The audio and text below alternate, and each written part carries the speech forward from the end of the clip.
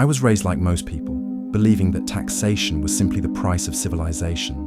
Roads, courts, armies, institutions. You pay your share. That's the deal.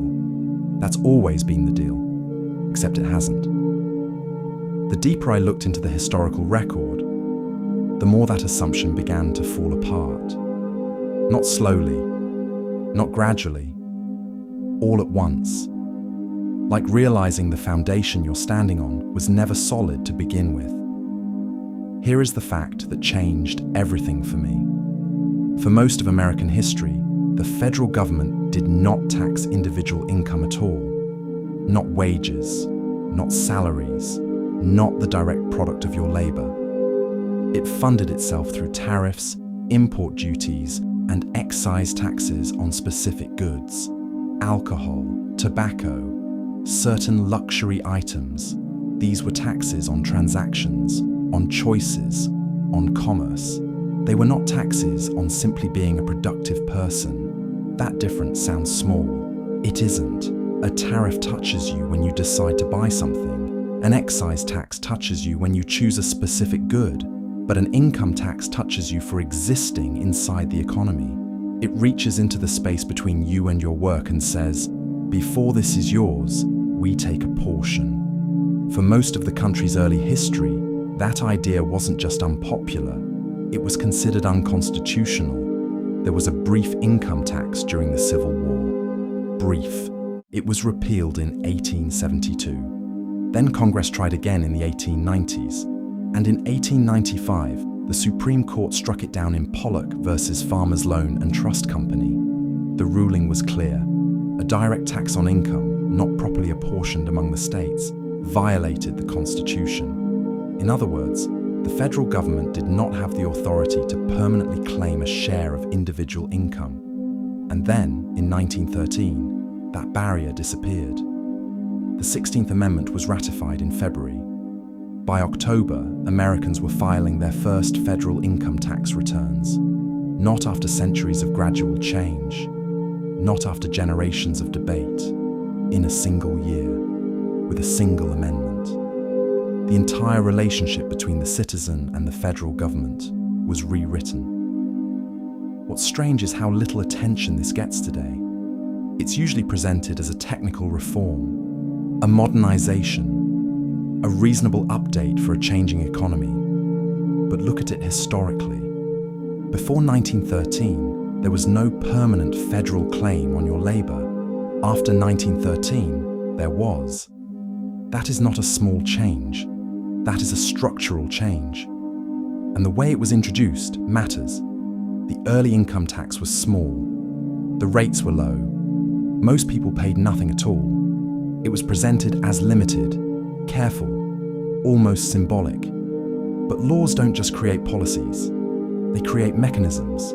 They create precedents. And once a mechanism exists, what matters isn't how small it starts. What matters is that it can grow. A system that can expand does not need to begin large. It only needs to begin. If this had really been a minor reform, it would not have required a constitutional amendment. And if it were truly meant to stay small, there would have been serious discussion about what it would become. There wasn't. What happened in 1913 doesn't look like a simple policy adjustment. It looks like the foundation of a new financial order, one that quietly changed what it means to earn and what it means to keep. And that leaves one question I couldn't ignore. If this was such a reasonable and modest change, why did it require rewriting the Constitution to make it possible? Once that constitutional barrier was removed, the question was no longer whether the government could tax income. The question was how fast it could build a system around that power. Textbooks describe this period as normal growth, a new law, a new agency, some paperwork, some offices. But when I looked at the timelines, that story stopped making sense. In 1912, there was no federal income tax enforcement machine, no national audit system, no standardized reporting network, no criminal investigative branches focused on personal income. The law didn't exist. So the machine didn't exist. That part is logical. What isn't logical is what happens next. By 1919, just 6 years later, the Bureau of Internal Revenue had become a nationwide organization. Thousands of employees, regional offices across the country, formal audit procedures, penalty systems, special investigative units, physical buildings in major cities, training manuals printed and distributed, standardized reporting systems in place. That is not improvisation. That is execution. Large bureaucratic systems do not appear by accident. They require budgets, org charts, legal frameworks, planning. Someone designs them before they exist. What stood out even more was the mismatch in scale. In the early years, most Americans paid little or nothing in income tax. The rates were low. The tax base was narrow. But the enforcement structure was already national, permanent, complex. Ask yourself why. Why build a system that large for a tax that's small? The usual answer is future growth, planning ahead, modernization, maybe. But planning for growth is not the same as building an apparatus that already assumes it. And in that same year, 1913, something else happened. The Federal Reserve Act was passed. A central banking system was created, an institution designed to manage government debt, to control credit, to stabilize and expand large-scale financial operations. Put the two together. A government that can tax income gains a predictable revenue stream. A government with a central bank gains the ability to borrow against that stream, to expand, to spend, to manage long-term debt. One without the other is limited. Together, they change what kind of state is possible. And then comes the enforcement culture. At first, compliance is framed as a civic duty, then as a legal requirement, then as something backed by penalties, then by criminal charges. A new kind of offence appears, not for harming someone, not for stealing, not for fraud against a specific victim, but for failing to properly report and surrender a portion of your own labour. That is not a small legal shift. That is a redefinition of the boundary between private life and state authority. And it didn't take generations, it took years. When you look at the speed, the scale, and the coordination of this transformation, it becomes hard to believe it was just a slow, organic adjustment. It looks much more like the rapid construction of a system that was always meant to be permanent, a system that didn't grow to fit the tax, a system the tax was used to justify. And once that kind of structure exists, the only real question left is not whether it will expand, it's how far. Once the system existed, it didn't stay static. It couldn't. A mechanism like this doesn't remain small. It either expands or it collapses.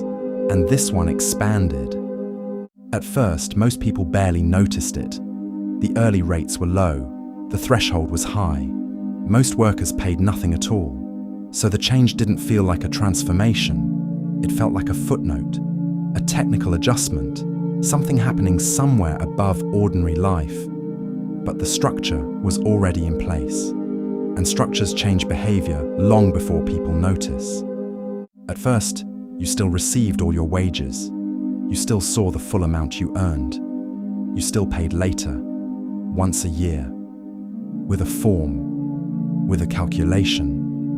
Then, in 1943, something shifted that almost no one today thinks about. Withholding was introduced. Money was taken before you ever touched it, before it ever felt like yours, before it ever reached your hands. That one change did more than simplify collection. It changed perception. When you pay later, you feel the loss. When it's removed first, you never experience ownership. Your pay becomes the remainder, the net, the leftover. The gross becomes abstract, a number on paper, not money you ever possessed. That is not just policy, that is psychology. And psychology shapes what people accept as normal. Over time, the idea that your income belongs to you first quietly disappears. It's replaced by a new assumption that your income belongs to the state first, and you are permitted to keep a portion. Once that assumption settles in, everything else becomes easier to justify. Higher rates, more forms, more reporting, more enforcement, and more criminal penalties. Think about what changed here. Before 1913, there was no such thing as failure to file at the federal level. There was no personal income tax to evade. So there was no crime associated with it. You could not be prosecuted for keeping what you earned, because keeping what you earned was normal. After this system matured, a new category of criminal existed. Not someone who harmed another person, not someone who stole, not someone who committed fraud against a specific victim, but someone who failed to correctly report and surrender a portion of their own labor. That is not a small change. Criminal law defines what a society actually protects, what it considers sacred, what it considers untouchable. And here, the protected interest was no longer just people or property. It was the system itself. The deeper I looked into the historical record, the more this pattern repeated. A small change introduced quietly, a modest rate, a limited scope, a reasonable justification, then expansion, then normalization, then enforcement, then punishment. By the mid-20th century, the top marginal income tax rate in the United States reached 94%. 94. That alone should tell you something. The early rates were never the point. The mechanism was. Once the mechanism existed, it could be used for anything: war, debt, expansion, social programs, global commitments. A government that can reliably claim a portion of everyone's income can promise almost anything, because it can always borrow against the future. And this is where the story stops being only American. The same basic structure appears across the industrialized world: Britain, Germany, France, Canada, Australia, New Zealand.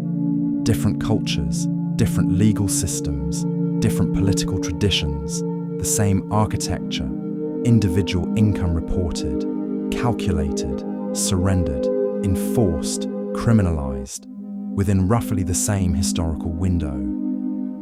You can call that modernization. You can call it parallel development. You can call it necessity. But it does raise a question. Why does the same system appear in such similar form, with such similar enforcement structures, across countries that were often rivals rather than partners? First the tax, then the bureaucracy, then the penalties, then the normalization. The pattern repeats too cleanly to ignore. And once it's in place, it doesn't need to justify itself anymore. It just becomes reality. Here is what I think we've forgotten. Not just the money, though the total surrendered across generations is enormous. What we've forgotten is a concept. The idea that what you produce belongs to you by default, that your time, your effort, your labor belongs to you first, and only secondarily to any institution. That idea was embedded in the original legal structure of the country, not always honored, not always perfectly applied, but present. Today, the opposite assumption is normal.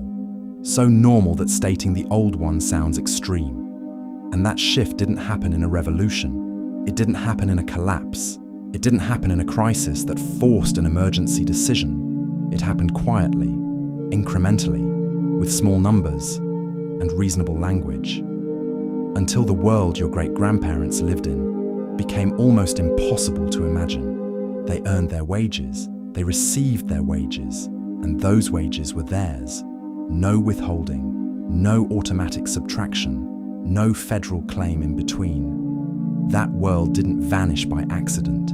It ended in 1913, legally, constitutionally, deliberately. And then, over time, it became a crime to live as your ancestors had lived. Not an oversight, not a side effect, an architectural decision. The documents confirm that this happened, the laws record it, the institutions enforce it. The only real question left is not whether this system exists. It's why so few people ever question how it began. Who decided this was the future? What did they believe they were building? And did they understand that once this structure was in place, it would shape every generation that came after it? Because whatever they built in that narrow window of history, we are still living inside it. And most of us have never once questioned the walls.